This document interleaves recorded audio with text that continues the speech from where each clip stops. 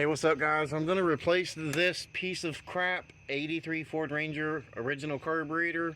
I have a 13mm for the two carburetor bolts, and it's a 16mm for this bottom bolt. That is a fuel filter that's probably been on this carburetor since it was new. Alright, let's take this carburetor off.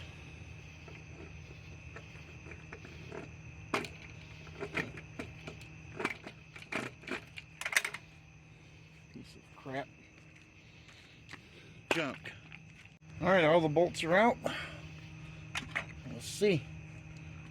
Oh shit, I didn't want to pull that off, but okay. Crap. Junk, I guess you could say. For now anyway. Let's put my light back up. What I'm going to do, I'm going to make an adapter.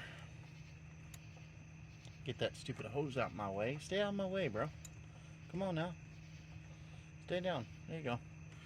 I'm going to make an adapter and put a Volkswagen single barrel carb on here, which should be pretty simple.